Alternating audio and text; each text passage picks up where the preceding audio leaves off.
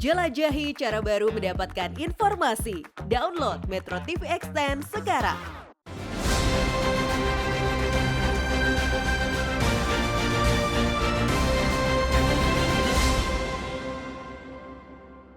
Dipersembahkan oleh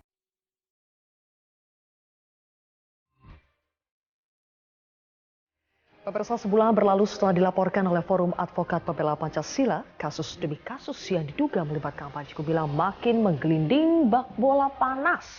Tidak hanya kasus dugaan penodaan agama, ujaran kebencian dan juga penyebaran berita bohong, kini Polri juga mulai menyelidiki dugaan tindak pidana pencucian uang, penggelapan dana bantuan operasional sekolah atau BOS, penyalahgunaan uang zakat, dan kasus pemalsuan dokumen yang diduga dilakukan Panji Gumilang. Pusat Pelaporan Analisis dan Transaksi Keuangan PPATK menyebut, Panji Gumilang memiliki transaksi lebih dari 15 triliun dan aset tanah yang mencapai 2,3 juta meter persegi. Panji juga memiliki gurita bisnis di dalam kompleks Al Zaitun mulai dari galangan kapal, penggergajian kayu hingga hotel. Dari mana sumber dana Al Zaitun dan mengalir kemana saja dana itu? Inilah kontroversi selengkapnya. Mengusut aliran dana Al Zaitun bersama saya, Zilvia Iskandar.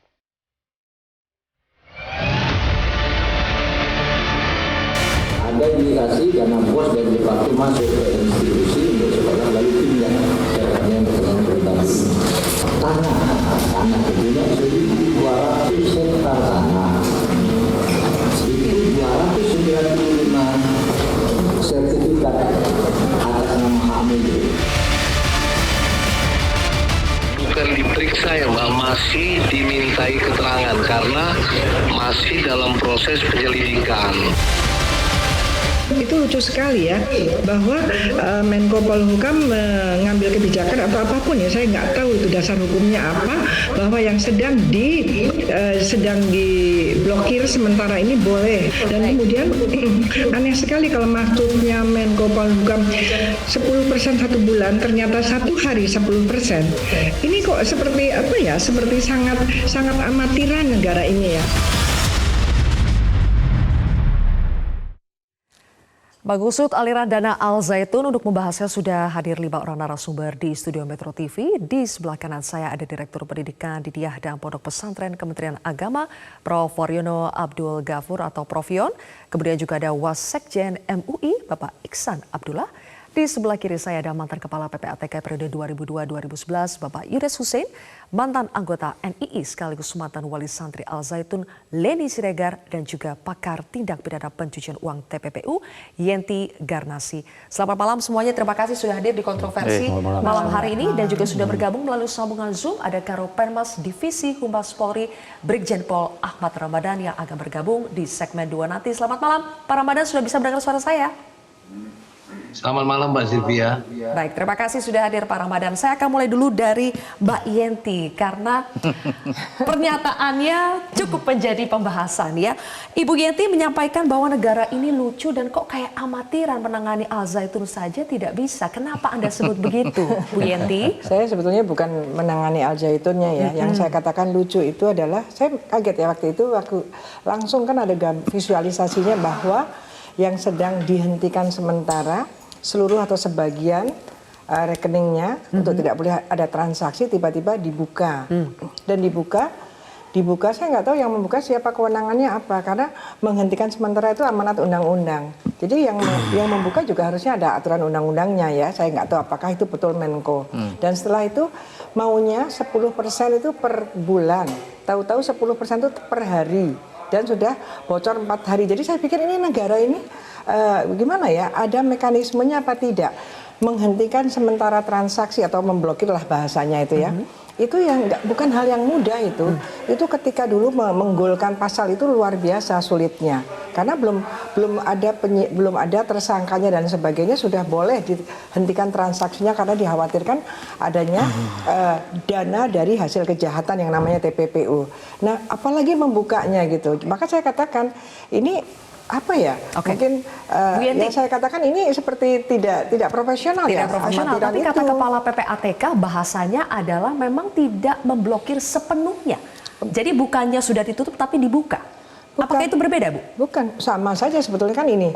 Jadi karena ini belum ada orangnya kan ini sudah penyidikan. Perkara sudah ada tetapi belum menetapkan tersangka. Tetapi berkaitan dengan TPPU itu adalah kecurigaannya atas transaksi seseorang, kan begitu ya. Nah, di dalam hal ini karena PPATK itu kan juga dapat meminta banknya, bukan PPATK-nya, banknya untuk menghentikan sementara transaksi baik sebagian maupun seluruhnya dari yang diperiksa itu gitu. Nah itu kan adalah upaya paksa sebetulnya dalam tanda petik karena diperbolehkan itu perkecualian, itu sangat perkecualian karena PPATK bukan penegak hukum tetapi diberikan izin. Maka namanya menghentikan transaksi. Sebenarnya sama saja, artinya apa, transaksi itu tidak boleh, rekening itu tidak boleh bergerak, tidak boleh ada transaksi. Ini kan ditransaksikan. Ya sama kalau dari riwayat pembuatannya pasal tersebut ya sama, sebetulnya sama, freezing itu sama. Mumpung ada mantan kepala PPATK di sini kita langsung tanya ya, Pak Yunus, kenapa bisa begitu? PPATK menyatakan sudah memblokir sekian ratus rekening, tapi sekarang tiba-tiba bisa juga dilakukan transaksi penarikan uang dari rekening yang sudah diblokir. Kenapa bisa begitu? Jadi istilah yang pas tadi sudah disebut ya, penghentian sementara seluruh atau sebagian transaksi karena diketahui itu dicurigai merupakan hasil tindak pidana ya. Aslinya cuma 5 hari sebenarnya. Tapi kalau PPATK memerlukan dia bisa perpanjang 15 hari lagi jadi 20. Itu diatur di pasal 44 ya. 44 ayat 1 huruf I dan pasal 65 Undang-Undang 8 2010. Kalau 5 hari tidak perlu diperpanjang ya dibuka otomatis. Kalau udah diperpanjang 20 hari lewat tidak perlu diperpanjang jadi terbuka secara otomatis. Saya udah ngecek semua diblokir kecuali untuk keperluan yayasan ada yang dibuka untuk operasional. Berapa kebutuhan silakan Anda tarik. Karena yayasan perlu hidup, ada orang di situ. Itu memang benar dibuka. Dan kalau disebutkan menyetor nggak boleh itu tidak benar. Menyetor ke rekening-rekening itu masih boleh. Yang nama penghentian sementara itu nggak boleh debitnya, menarik yang tidak boleh. Tapi menyetor masih boleh. Sampai tadi siang saya cek masih boleh. Dan yang dibuka tetap ada untuk yayasan. Dari mana mereka mau hidup kalau semua dimatiin itu? Tetap dibuka satu saya dibuka. Baik, ya. Pak Yunus, tapi kan sebagai orang awam yang kami pahami adalah kalau yang namanya pemblokiran, berarti ya sama sekali transaksi itu mau keluar, mau masuk tidak bisa sama sekali. Boleh, kalau blokir masuk itu boleh Mbak. Blokir ternyata boleh masih bisa masuk. Yang nggak boleh itu keluar. Adakah perbedaan antara penghentian sementara dengan blokir? Ya, menghentikan sementara hampir sama dengan blokir, cuman dihentikan itu untuk mengurangi supaya uang itu tidak hilang. Kalau bertambah silakan, alhamdulillah malah. Nggak apa-apa. Tadi ya. Pak Yunus mengatakan kalau menyetorkan masih bisa. Masih bisa. Tapi kan dalam posisi ini Al Zaitun justru malah boleh menarik, Pak. Untuk operasional yayasan, untuk yang bersangkutan, si Panji nggak boleh. Yayasan tuh banyak pegawai, banyak orang, banyak santri yang harus dihidupi. Harus makan. Untuk kemanusiaan dikasih untuk operasional satu saja dibuka. Tetap dibuka sampai hari ini. Masih boleh. Tapi yang lain tidak, udah ditunda sementara. Tetap dibuka berarti sebelumnya posisinya adalah ditutup? Enggak pernah ditutup. Yang satu berarti tidak dibuka. Pernah ditutup sebelumnya? Iya, satu dibuka sengaja untuk operasional yayasan. Kalau enggak nanti mati semuanya itu. Peraturannya memang seperti itu ya Pak? Bukan, kalau kemanusiaan Mbak. Jadi bukan bicara aturan saja. Ini kemanusiaan. Orang banyak di sana harus diselamatkan. Kalau semua ditutup, dimatikan, dari mana dia makan? Dari mana dia cari biaya segala macam? Dibukalah satu saja. Berapa kebutuhannya silahkan ditarik. Ini aturan atau kebijaksanaan atau karena pertimbangan kemanusiaan Pak biasanya kalau seperti ini? Ini kebiasaan dalam rangka kemanusiaan. Berarti aturannya sebetulnya kan tidak kita tertulis. Yang buat. Kalau dia ngikat leher kita buka lah. Masa kita diikat leher mau mati kita nggak buka, itu namanya nggak benar kita. Bu Yenti, bagaimana komentarnya? Karena alasan kemanusiaan berarti ada yang tetap dibuka. Ya, untuk bisa digunakan untuk operasional. Untuk yayasan saja ya, bukan Panji Gumilangnya ya. Dari pidana ya, masih agak beda ya. Maka saya katakan ketika membuat satu program dengan melakukan suatu strategi itu tentu berbeda. Satunya modus, satunya strategi. Negara strategi, mereka modus kan gitu. Nah, jadi kalau menurut saya tuh saya malah mempertanyakan, kan rekeningnya itu 256 kan gitu tadinya ya. Kemudian yang diblok itu 147. Saya bayangan saya adalah 147 itu bukan yang yayasan. Pasti yang lain ini yang tidak diblokir itu, yang dari 256 dikurangi 147 itulah yang untuk yayasan untuk, dan itu sebetulnya harusnya kalau tidak amatiran itu langsung dipantau oleh negara bagaimana pengawasannya supaya memang betul-betul untuk para santri itu untuk tujuan pendidikan. Kalau di dalam pendekatan untuk hukum kejahatan pidana ekonomi harusnya seperti itu. Itu nanti harusnya ada di Asset Recovery Act. Itu harus diatur. Jadi ketika sudah ada blokir atau sudah ada penghentian sementara dan sebagainya dan ada pihak ketiga yang beretikat baik yang jangan sampai dirugikan. Kan ini kan gitu itu ya posisinya. Itu negara memantau apakah ini diambil negara ataukah memang di bawah pengampuan saja, tapi tetap dipastikan yang untuk para santri tetap ada. Yang bayangan saya adalah tapi memang tapi sudah ya mungkin nanti dari Barreskrim 256 nomor rekening yang diblokir 147. Nah sisanya ini yang mana? Harusnya yang 146 ini 147 ini adalah yang punyanya Bapak Panji ini, harusnya begitu. Atas nama pribadi. Iya, karena kan kita tidak melihat bahwa ini adalah Al-Jaitunnya, apalagi santrinya tidak. Kita kan tetap akan melindungi itu. Baik. Jadi bayangan kita adalah yang separuh ini adalah rekening yang untuk yayasan. Yayasan. Gitu. Oke, katakanlah yang dibuka, yang masih bisa dilakukan penarikan saat ini adalah yang atas nama yayasan untuk kebutuhan operasional. Hanya yayasan saja. Hanya yayasan saja. Bukan individu itu. Tapi Kepala PPATK juga mengatakan bahwa ternyata sudah ada penarikan ratusan miliar. Yang melebihi kebutuhan operasional yayasan. Nah, kalau seperti ini berarti tidak bisa dipantau dong, Bu Yenti, tidak bisa diawasi. Kalau sebelumnya mungkin bisa terjadi penarikan itu.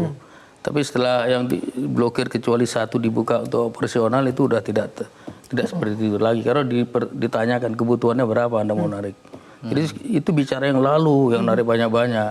Kalau sekarang udah terkontrol satu rekening berapa kebutuhannya silakan dari situ ditarik. Dibatasi atau gimana Pak? Dari awal sudah dibatasi. Ya, sesuai dengan kebutuhan pesantren itu sendiri.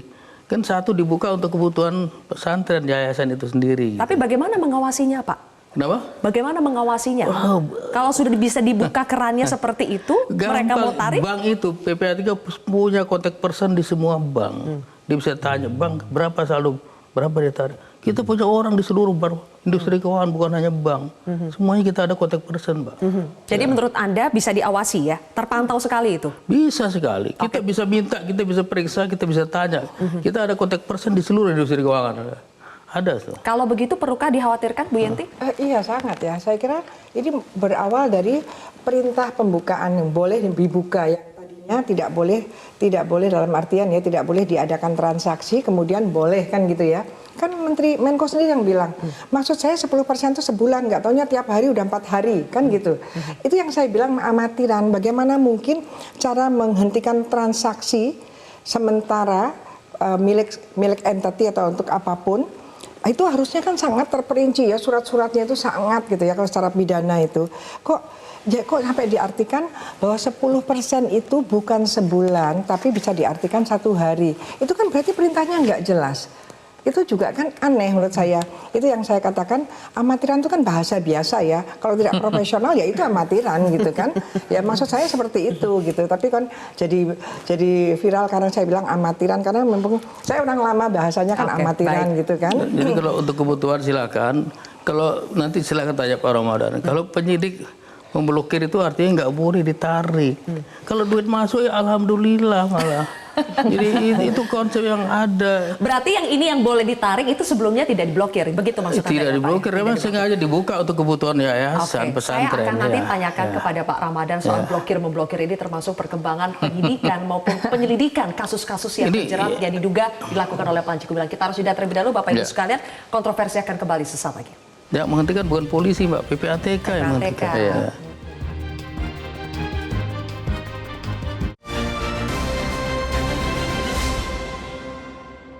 Dipersembahkan oleh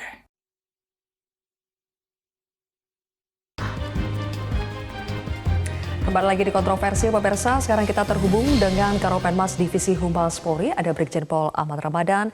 Pak Ramadan, kita lagi membahas soal dugaan TPPU Panji Gumilang. Sudah sampai mana sebetulnya penyelidikan kasus dugaan TPPU Panji Gumilang? Ya, jadi Mbak, saat ini kasus yang ditangani oleh Direktorat Tindak Pidana Eksus Barreskrim Polri adalah kasus dugaan tindak pidana pencucian uang. Karena ada kasus lain ya terkait saudara PG ini, itu penistaan dan penodaan agama yang ditangani oleh Direktorat Tindak Pidana Umum. Nah saat ini kasus itu masih dalam tahap penyelidikan. Jadi belum dinaik sidik ya. Kami bermula dari laporan hasil analisa yang diberikan oleh PPATK kepada Polri. Tentu tindak lanjutnya kita melakukan penyelidikan dengan meminta keterangan para ahli, termasuk ahli PPATK, ahli korporasi, dan ahli-ahli lainnya. Dan kita akan menelusuri transaksi, menganalisa transaksi keuangan yang ada di Pondok Pesantren Al Zaitun. Oke. Hasil Untuk saksi, analisa Pak, siapa saja yang sudah masih diperiksa terkait dengan dugaan TPPU? Adanya tindak pidana pencucian uang. Nah, langkah kemarin kita telah memanggil ya, atau meminta keterangan atau klarifikasi pengurus-pengurus dari YPI atau Ponpes Al Zaitun. Namun kemarin hasil komunikasi dengan penasihat hukum, kita manggil tanggal 25-26, tetapi dari penasihat hukum meminta menghadirkan besok, baru besok 10 orang. 10 orang karena kepentingannya untuk menyiapkan data-data yang dibutuhkan oleh penyidik. Oke. Sekali lagi, tahapnya masih tahap penyelidikan. Tahapnya masih penyelidikan, tapi sebetulnya dari LHA, laporan hasil analisis yang disampaikan PPATK itu sudah bisa menggambarkan belum Pak Ramadan, apakah di situ ada TPPU-nya atau tidak? Dugaan, ada dugaan tindak pidana pencucian uang. Ya. Tentu kita juga bersama-sama dengan tim analis PPATK melihat aliran dana tersebut. Tentu kita ingin minta klarifikasi dari para pengurus, mulai dari ketua, sekretaris, bendahara, dan anggota-anggota lainnya. Termasuk saksi-saksi yang mengetahui aliran dana tersebut. Prinsip kecermatan dan ketelitian tetap kita lakukan ya. Kita tidak gegabah, kita tidak harus tergesa-gesa dalam menangani ini, kita tetap profesional dalam menangani ini. Oke, nah Pak Ramadan, kecermatan yang Anda sampaikan ini sebetulnya juga banyak menuai kritik ya, karena bukan cermat tapi dinilai lamban. Sejak 4 Juli kasus dugaan penodaan agamanya dinaikkan ke tahap penyidikan, kemudian sekarang bergulir kasus-kasus lainnya tapi belum ada kejelasan. Nah, di situ Polri dikritik. Bagaimana jawaban Anda?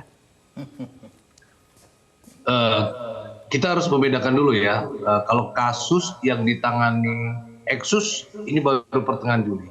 Tapi kalau kasus penistaan dan penodaan agama memang di awal. Ya.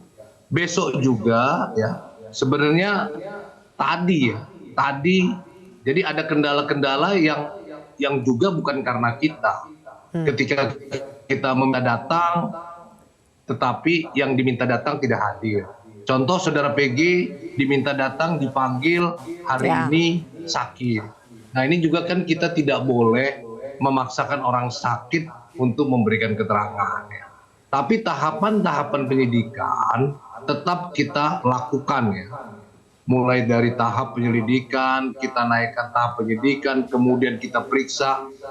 Dan sejauh ini saksi yang kita periksa banyak, seperti kasus penistaan agama. Sudah 50 saksi yang kita periksa. Baik. Dan untuk tahap yang penyelidikan, kita mengawali dengan memeriksa ahli-ahli dulu. Kemudian internal daripada Ponpes Al Zaitun itu sendiri. Tapi sekali lagi, yang kita minta datang belum bersedia karena belum siap datanya. Ya, Pak Ramadan, apa yang akan kepolisian lakukan jika dalam pemanggilan, terutama internal Al Zaitun ini tidak datang juga? Apa yang akan dilakukan oleh kepolisian, Pak? Karena tampaknya ini menjadi salah satu kendala. Tergantung tahapnya. Kalau tahap penyidikan, ketika dia dipanggil pertama tidak datang dan tanpa alasan, kita akan lakukan panggilan kedua dengan surat perintah membawa. Itu diatur dalam KUHP. Namun kalau yang kasus TPPU ini kan masih tahap penyelidikan. Tentu kita komunikasi kepada penasihat hukum. Oleh penasihat hukum disampaikan bahwa kliennya belum siap data. Jadi belum siap data itu dari klien, dari saudara PG. Nah, kita pahami dan kita mengerti kesanggupannya baru besok. Oke. 10 orang termasuk 2 anak kandung daripada saudara PG. Ya, mudah-mudahan semuanya bisa hadir ya supaya lebih cepat terang benderang kasus ini. Terima kasih kalau begitu Brigjen Pol Ahmad Ramadan sudah bergabung bersama kami di Kontroversi hari ini. Saya akan ke Pak Ihsan dulu. Pak Ihsan, karena tidak hanya Panji Gumilang yang dilaporkan, MUI juga dilaporkan kali ini tapi digugat secara perdata ke Pengadilan Negeri Jakarta Pusat. MUI juga tidak hadir, kenapa Pak? Sebenarnya saya tadi udah menikmati nih bagaimana pandangan Bu Yenti dan Pak Profesor Yunus. saya Pak Yunus Hussein.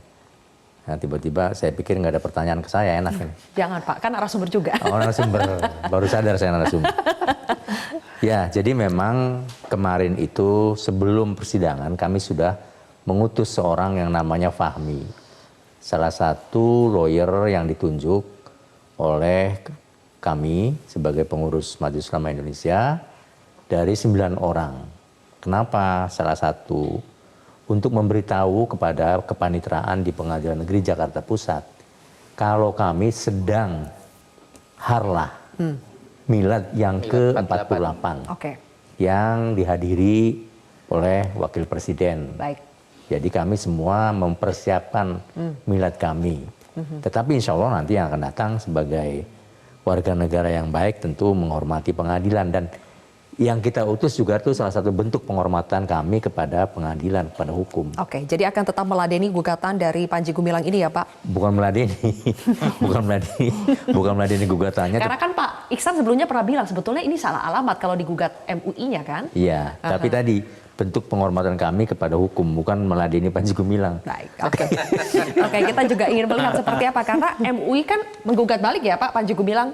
Ya tentu. Digugat 1 triliun, menggugat lagi 2 triliun. Ya supaya impas. Rekonvensi ya. Konvensi. Oke, kita banyak berbicara soal dana ya, uang pada momen kali ini. Saya ingin tanya kepada Mbak Leni. Mbak Leni, Anda melihat bagaimana rekening-rekening Al Zaitun, Panji Gumilang terutama yang banyak diblokir oleh PPATK. Tapi pertanyaannya sebetulnya masih ada nggak sih dana yang masuk ke Al Zaitun sampai saat ini sepengetahuan Anda? Sepengetahuan saya banyak. Masih banyak? Cash. Sekarang itu infaknya itu karena diblokir, jadi diinstruksikan untuk cash memberikannya. Kalau yang 1 syuro itu kan memang sudah lazim ya, setiap tahun itu memang cash dikasihkannya. Tapi kalau memang untuk rutinitas, berhubung sudah diblokir, ada instruksi untuk menyetorkan secara cash. Entah itu mungkin dibawa dari Jakarta misalnya ke Indramayu. Yang menyetorkan siapa? Ya koordinator-koordinatornya biasanya begitu. Ini eksponen NII ya? Bukan, dari teritorial, misalnya dari Jabodetabek itu menuju ke sana mungkin dibawanya cash ya. Saya kurang tahu persisnya, tapi saya sempat mendengar dari yang masih aktif bahwa mereka menyetorkan infaknya itu nggak lewat rekening tapi cash. Oke, begitu. menyetorkan infak Tetap, lewat cash sekarang. Ya, dan rutinitas 1 syuro juga ada pengumpulan dana. Ya, kalau itu memang sudah biasa. Terkumpul berapa tahun ini? Mbak Leni Kurang tahu? lebih 2 miliar. 2 miliar? Iya. Itu Anda tahu dari mana? Satu malam. Dari YouTube ada, dari teman-teman yang... Rekan-rekan Anda bilang bahwa Iya. itu terkumpul 2 miliar ya? Iya. Banyak juga ya, 2 M. Jadi tetap banyak dana yang masuk meskipun Banyak. penyelidikan dan penyidikan terhadap Panji Gumilang ini lagi berjalan. Nah, tidak hanya soal TPPU-nya, tapi saat ini kepolisian juga mulai menyelidiki dugaan penggelapan dana BOS dan juga zakat. Saya akan tanya ke Prof. Yon nanti di Kementerian Agama karena bosnya dari situ. Tapi kita harus jeda terlebih dahulu pemirsa, tetap bersama kami di Kontroversi.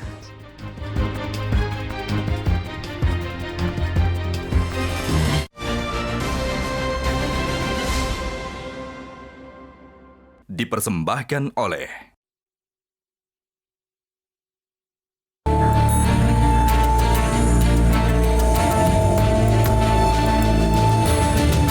itu jumlahnya 1,914,545, ribu. Kalau dibahasakan, dinarasikan 1 miliar 914 juta 545.000 Lumayan kan?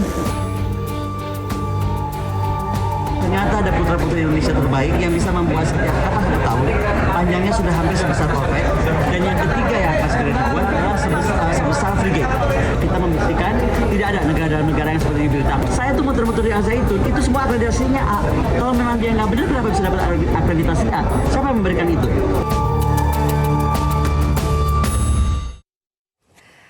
Kembali lagi di kontroversi, pemirsa, ada Prof Yono dari Kemenak. Prof Yono, Polri saat ini sedang menyelidiki ya dugaan korupsi dana BOS, dana bantuan operasional sekolah dan juga zakat di Al Zaitun. Kalau dana BOS dari Kemenak untuk Al Zaitun tahun 2023, kami mencatat itu sebesar 6,5 miliar rupiah untuk 5.643 siswa. Sebetulnya dari Kemenak itu selalu mengaudit dana BOS yang diberikan kepada Al Zaitun tidak, Pak? Ya, terima kasih Mbak Sylvia. Jadi dana BOS itu pertama kita letakkan bahwa itu adalah hak siswa ya. Nah, kemudian yang kedua, setiap penyaluran dana BOS itu sebenarnya juga diawasi oleh inspektorat. Sejauh mana ketepatan sasaran yang yang kita tuju itu apakah tepat atau tidak. Nah, termasuk dalam konteks ini yang terakhir ini juga kami sudah menerjunkan gitu ya. Inspektorat untuk ngecek ini dana BOS ini tersalurkan ke siswa atau tidak gitu.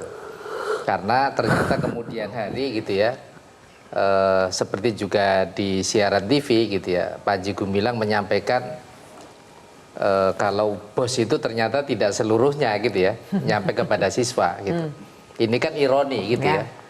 Beliau sebagai orang yang memahami aturan, mestinya ini hak siswa ini tidak boleh tadi nukson gitu ya, tidak boleh dikurangi, bahkan kalau bisa ziyadah. Nah, makanya setelah kejadian ini kami mengevaluasi, termasuk untuk sementara ini kami menahan dulu. Menahan dana BOS untuk Al Zaitun? Iya, untuk Al Zaitun. Oke. Itu karena kami mengevaluasi dulu lah gitu. Pak, apakah itu berarti pengawasan yang dilakukan oleh Inspektorat Kemenak itu betul menemukan ada transferan dana BOS yang dipindah tangankan ke rekening pribadi Panji Gumilang? Untuk sementara kami belum memperoleh data lebih valid ya dari rekening BOS yang kita kirim, kita transfer itu kepada pemindahan kepada rekeningnya Panji Gumilang. Tapi yang jelas bahwa ketika kami mentransfer itu memang rekeningnya betul-betul rekening yayasan gitu, yayasan pendidikan gitu ya. Nah, kalau kemudian dipindah tangankan, nah ini yang kemudian kami perlu menyelidiki lebih jauh karena tentu ini adalah penyimpangan gitu kan, penyimpangan yang dilakukan. Penyimpangan itu tidak ketahuan saat pengawasan, Pak? Ya mestinya sih kalau tidak ada kasus ini mungkin kami sebenarnya juga selama ini normal gitu ya, selama ini normal gitu. Cuma ketika ada kasus ini kemudian kami juga mengevaluasi lebih jauh gitu kan, bagaimana ini bisa terungkap gitu ya, dan lebih jauh kami juga lebih hati-hati karena ini adalah dana negara untuk kehadiran negara kepada masyarakat. Kalau kecolongan dalam pengawasan bisa disebut begitu gak sih Pak? Ya boleh juga disebut kecolongan ya, tapi ini juga evaluasi buat kami gitu ya, evaluasi buat kami bahwa ke depan memang perlu kehati-hatian gitu ya, terutama untuk lembaga yang memang punya track record ya. Track record kurang bagus misalnya gitu. Oke, Mbak Lady, saya ingat sekitar 5 tahun lalu itu ada video 100 lebih guru Al Zaitun mereka protes begitu ya karena mereka sepertinya dipecat karena melaporkan ada dugaan penyelewengan dana BOS yang seharusnya itu digunakan untuk kebutuhan yayasan tapi dipindahkan ke rekening pribadi Panji Gumilang. Anda tahu soal itu Mbak Leni? Benarkah demikian? Iya. Saya tahu karena waktu itu kan masih orang dalam juga ya, saya mendengar dan mengikuti juga prosesnya, kasusnya. Terus juga ini saya print juga, memang ada instruksi atau surat tugas yang diberikan oleh pimpinan Mahat Al Zaitun atau Syekh Al Zaitun. Panji Gumilang ya? Ya, Panji Gumilang gitu. Jadi ada surat tugasnya bisa ditunjukkan? Iya, ini surat tugasnya. Ke kamera. Ya, ini yang itu Anda peroleh dari mana itu? Ini saya print dari guru. Yang 116 itu. Oke, boleh ditunjukkan ke kamera seperti apa surat tugasnya? Ada 2 di sini senilai 900 juta rupiah dan juga 750 juta rupiah. Tugas untuk apa itu? Surat tugas untuk apa? Surat tugas untuk memindahkan dana dari dana dari rekening MA Mahat Al Zaitun ke rekening BNI Indramayu atas nama Abdus Salam R. Panji Gumilang 900 juta rupiah. Kemudian dari rekening BRI ke rekening BNI atas nama AS Panji Gumilang juga 750 juta rupiah. Oke. Dan ini sudah dijelaskan oleh perwakilan guru 116 itu. Tahunnya 5 tahun yang lalu. Ini adalah dana BOS. Itu tahun 2016 ya? Iya, 2016 Mei dan juga September. Dana BOS. Oke. Iya. Tahun 2016. Iya. Oke, sebetulnya sudah ada gejolak di internal yang Sudah. mereka resah juga ya. Iya, karena dana ini BOS juga mungkin dipakai salah buat satunya, kalau nggak salah ini salah satunya juga yang menyebabkan dia berang, jadi 116 Oke. guru itu dikeluarkan. Sebetulnya indikasi-indikasi atau temuan-temuan itu sudah banyak dari dulu Pak, kita sudah bahas dari dulu. Tapi Pak Yunus, kenapa sih? Bukankah PPATK sudah tahu dari dulu ini kok ada orang bisa punya ratusan rekening, bisa punya aset yang begitu luar biasa. Tapi sepertinya tidak ditindak, padahal sudah mencurigakan dari jumlah rekeningnya saja satu orang bisa sampai 256. Kenapa Pak? Kenapa waktu itu PPATK tidak keluar-keluar begitu? Lo begini, yang nama PPATK itu kalau dalam permainan bola dia seperti gelandang, midfielder. Hanya memberikan umpan kepada penyidik, para striker, kepolisian. Kalau yang menerapkan upaya paksa, mau penyidikan, menyita, itu penyidik. PPATK tidak punya kewenangan penyitaan. Penyidikan tidak bisa. Penegak hukum lah, makanya PPATK sampai sekarang sudah memberikan hasil analisisnya kepada kepolisian. Yang disebut oleh Pak Ramadan tadi sudah dilakukan penyelidikan dalam rangka mencari bukti permulaan, minimal 2. Kalau udah ada 2 bukti permulaan dari unsur pasal yang didakwakan, bisa naik jadi penyidikan. Ada tersangkanya. Siapa yang berwenang? Polisi yang berwenang. 2016 kan cukup lama itu. Kenapa? 2016 Dari 2016 kan cukup sudah lama. cukup ramai. Iya. Dan sudah ramai juga Ini ramai. kasusnya di Pengadilan Negeri Bandung. Kalau ini Pengadilan Hubungan dilaporkan, Industrial. Nah, mestinya kan itu sudah bisa di tracking dan bos juga mengevaluasi. Ya, laporan pidana. Tidak memberikan lagi mestinya toh. laporan pidana Sehingga terhenti nih pengucuran dana pemerintah yang dari pajak rakyat yang kemudian dipakai untuk pribadi. Iya, jadi Korupsi pertanyaannya itu, Pak. sudah Ini kan ada bergulung indikasi nih. dari dulu, tapi kenapa baru sekarang Pak Itu korupsi ramainya? itu. PPATK kan sebetulnya dari dulu juga Kira-kira sudah gimana, bisa Pak? mengambil tindakan. laporan tindak pidana seperti ini itu lapornya ke penyidik, bukan ke PPATK. Bukan Tapi artinya waktu itu harus PPATK melaporkan. sudah memberi umpan belum Pak? Kira-kira pada tahun Kan 2016. sudah ada laporan, udah ada sekian yang protes. Itu kan semua laporan tindak pidana ke penyidik. Iya, betul. Itu sistem yang ada, bukan ke PPATK. Betul. PPATK menelusuri kalau dalam sistem itu ada kejahatan, dianalisis baru diberikan kepada penyidik untuk mendukung mereka. Tapi semua laporan tindak pidana termasuk penggelapan ini ke penyidik tujuannya. Penyidiklah yang melakukan penyelidikan, baru naik penyidikan, baru ada tersangka gitu.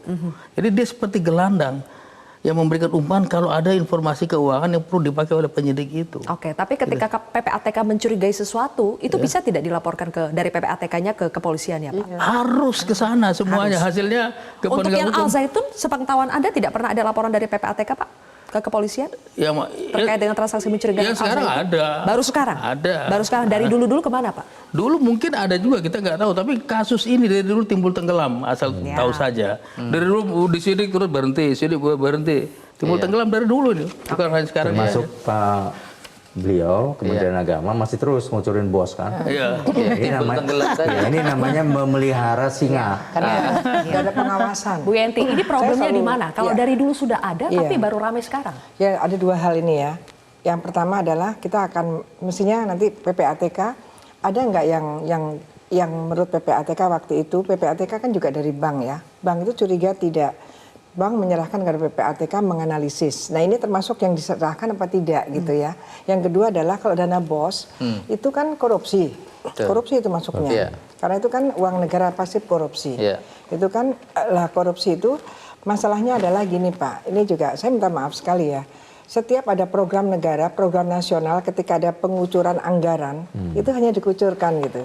Tapi mekanisme pengawasan kontrol negara, bukan hanya Kemenak ya, itu sangat lemah. Nanti baru kita kaget kalau sudah ada masalah, sudah ada dugaan korupsinya. Kalau itu dana dari negara. Nah permasalahan di sini ya, tadi Bapak udah mengakui kan kalau itu kecolongan. Jadi kenapa nggak diawasi gitu? Kenapa percaya saja? Dan juga jangan hanya untuk Al Zaitun saja Pak. Semua dana bos kemana-mana itu juga harus ada mekanisme pengontrolan. Kecolongannya udah agak lama Bu. Pengawasannya ya. Kecolongannya udah agak lama dari 2016. Iya, bukan hanya Al Zaitun saja Pak. Dana bos semuanya itu harus ada mekanisme dikontrol. Untuk yang kasus ini, kecolongan udah agak lama. Ini yang mereka lapor kemana tuh guru-guru itu? Dari pengadilan, di pengadilan PHI Bandung. Dan sudah diputus, saya membacanya dan ketemu dengan teman-teman LBH. Sudah diputus dan wajib mengganti kerugian pada guru-guru, tapi sampai hari ini juga tidak pernah. Tapi PHI itu bukan pidana Pak? Bukan pidana. Iya, itu hubungan industrial tuh, tenaga kerjaan. Artinya pidananya belum dilaporkan oleh para guru ini. Baik, oke. Penggelapan itu. Kembali lagi berarti kalau Bu Yenti Anda menyoroti soal pengawasan dan ini seperti abai ya? Bukan hanya kelalaian saja, tapi abai kan? Pengawasan internal kan juga ada kan, inspektorat tadi. Juga eksternal, ada BPKP, ada BPK. Ya ini kan seolah-olah keuangan negara di bawah Kementerian Keuangan itu kan memang bendahara ya, kepentingannya, polasinya kan dari keseluruhan, termasuk terserah kementeriannya. Tapi begitu sudah dianggarkan, ini siapa yang ngawasi bahwa program ini untuk kementerian ini itu jalan apa tidak, apalagi per termin. Termin kedua tunggu dulu, termin satunya bagaimana kan itu. Ini yang belakangan itu memang tidak ada pengawasannya. Baik. Lemah sekali pengawasannya, baru nanti kaget ketika sudah ada korupsinya. Karena kalau dana bos pasti korupsi masuknya. Sebenarnya setiap tahun itu kami diaudit Bu. Diaudit oleh inspektorat, diaudit oleh BPK. Gitu ya. Dan hasil audit itu kami terima gitu ya. Termasuk audit PIP, BOS, KIP itu diaudit. Lah dari audit itu kami juga mendapatkan feedback gitu kan. Lah feedback yang kami terima gitu ya, sejauh ini itu tidak menemukan problem gitu loh. Sejauh ini ya. Aman-aman saja ya. Aman-aman saja gitu loh. Itu laporan aja ya Pak, bukan kita nanya ya Pak ya. Ya kan kami tidak berhak untuk kan Bu. Iya, justru itu yang saya bilang nggak terbangun. Jadi hanya sekedar ya sekarang ini seperti ini, sekarang misalnya e-katalog. Kalau cuma masalah e-katalog kalau udah dipermainkan di bawahnya ya akhirnya formalnya ya masih pas itu masuk. Audit itu hanya dilakukan di permukaan begitu ya. Iya, itu kan hanya misalnya ya itu bisa ditanyakan kepada inspektorat dan BPK kan. Bagaimana mereka mengaudit lempar ini. Siapa yang seharusnya bertanggung jawab? Harusnya inspektorat duluan, Pak. Inspektorat Kemenag duluan. Oke. Baik. Dari MUI, saya ingat tim peneliti MUI Pak Iksan juga pernah menginvestigasi Al Zaitun kan tahun 2002 dan sebetulnya juga menemukan dugaan penyalahgunaan aset Al Zaitun oleh Panji Gumilang. Apa saja Pak aset yang disalahgunakan oleh Panji Gumilang saat itu, temuan dari MUI? Sejak 2002 ya? 2002 itu pola relasi pengumpulan dana. Jadi belum pada Panji Gumilang menggelapkan dana atau menyalahgunakan dana. Tapi kami di sana bisa memotret bagaimana pola relasi dan mekanisme mereka merekrut anggota dan pengumpulan dana atas nama agama. Itu yang ditemukan. Nah saya kira begini, dengan adanya kasus yang pintu masuknya adalah penodaan agama, ya 156A, ini kan buahnya semua muncul kebusukan yang terjadi selama ini. Dan tentu saja ini harus dituntaskan, ya semoga oleh Mabes Polri. Dan kita juga harus memberi kesempatan, mengapresiasi sekaligus memberi kesempatan betapa susah memang melakukan penyelidikan dan penyidikan. Tetapi kita catat bahwa niatnya sekarang sudah berubah, sudah kuat. Nah tinggal sekarang kita dukung bagaimana upaya-upaya itu termasuk para ahli nih ya, di bidang PPATK dan lain-lain. Sehingga nanti kasus yang awalnya muncul hanya penodaan agama, ini bisa muncul TPPU-nya, bisa muncul penyalahgunaan hak orang lain untuk merampas tanah-tanah itu, ya dan apalagi yang satu lagi, yang ITA. Nah, ini semua adalah suatu hikmah yang selama ini sulit dijebol, tetapi kebusukan demi kebusukan terjadi di sana. Bahkan mungkin saja ya, nanti nih setelah dia menguasai tanah ratusan hektar dan dia bisa menyampaikan angan-angannya dia dengan ajaran-ajaran yang menurut dia benar, yang menyalahi akidah dan kaidah, ini nanti menjadi, dalam sejarah tuh ada yang mengaku Tuhan di dalam sebuah komunitas. Ini berbahaya sekali, lebih bahaya dari teror, dari teroris. Nah, Penipuan inilah yayasan. jadi inilah sebaik saya kira tidak terlambat. Saatnya sekarang. Nah ini Allah menunjukkan kuasanya bagaimana. Apa yang disampaikan oleh Prof. Hussein tadi sudah lama sekali ini. Sudah lama sekali. Timbul tenggelam. Sudah Timbul diselidiki, tenggelam, ya. ada juga yang sudah disidiki, tapi ternyata itu tidak membuat Panji Gumilang itu kehabisan akal. Ternyata sampai sekarang kalau menurut Mbak Lady ya, pengumpulan dana, penggalangan dana itu masih terus berjalan. Kita ingin tanya buktinya seperti apa kepada Mbak Lady, tapi kita harus jeda terlebih dahulu. Pemirsa, Kontroversi akan kembali sesaat lagi.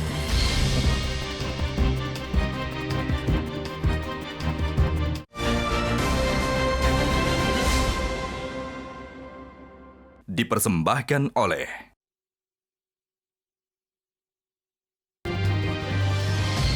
Baik, Mbak Leni, jadi puluhan tahun Anda menjadi orang dalam di NII, di Al Zaitun.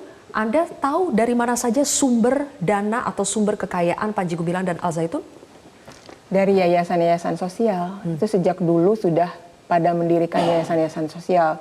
Maraknya lagi setelah tahun 2010-an ke sini itu makin rame gitu. Yayasan di luar Al Zaitun? Di luar Al Zaitun, yayasan-yayasan sosial yang modusnya untuk yatim piatu, pembangunan masjid, renovasi masjid, MCK di kampung-kampung. Memang dilaksanakan, Mbak, programnya dilaksanakan, tapi misalnya gini, penarikan donasinya itu baru sudah tercapai 100% atau 150%, ke donatur itu masih dibilangnya 40%. Gitu. Karena kenapa? Karena selain untuk pribadi-pribadi fee-nya itu ya, satu yayasan itu juga ditarget misalnya 30% atau berapa puluh persen itu langsung naik ke atas. Gitu. Panji Gumilang ya? Itu yang di kota-kota naik ke atas tuh maksudnya transfer ke Panji Gumilang langsung?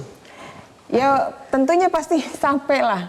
Karena kan itu melalui instruksi dari pimpinan yang teratas juga gitu. Jadi melalui misalnya relawannya di SPBU, kotak-kotak amal, misalnya di apotik, misalnya disimpan di warung makan. Tapi gitu. seakan-akan nggak ada kaitannya dengan Panji Gumilang gitu ya? Seakan-akan tidak ada. Memang hati-hati kita ngasih yayasannya legal, Pak. Ada akta notarisnya.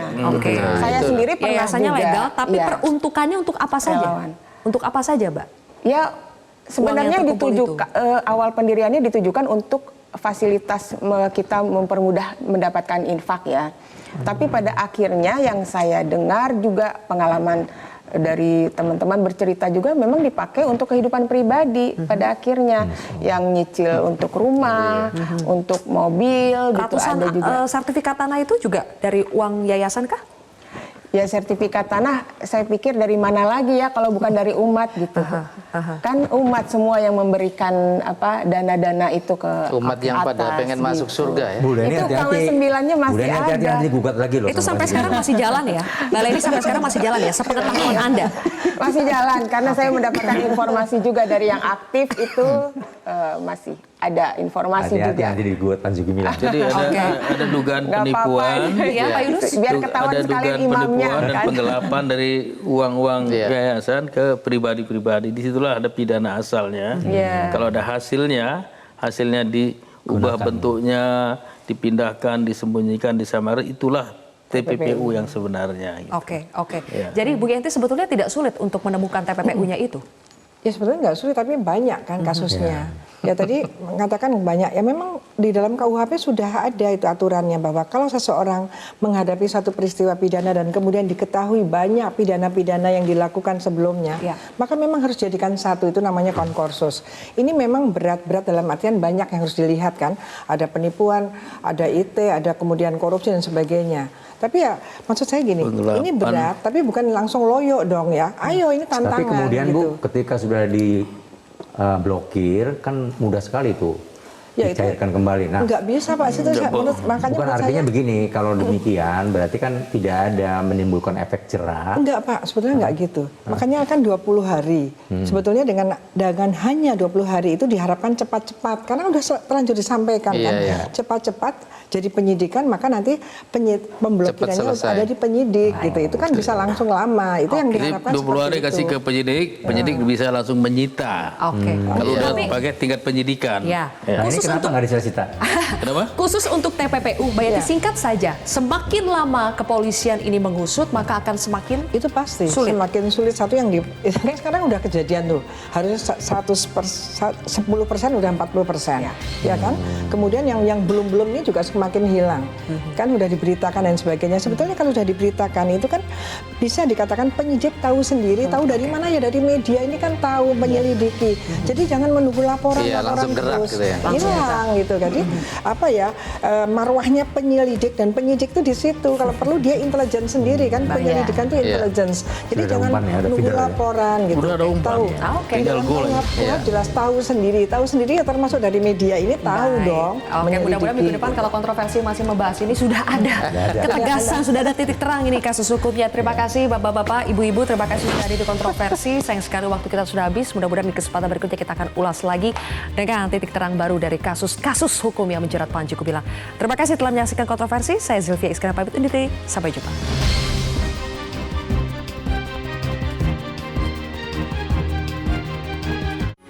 Metro TV. Cara mudah mendapatkan informasi dengan satu sentuhan jari. Download Metro TV Extend.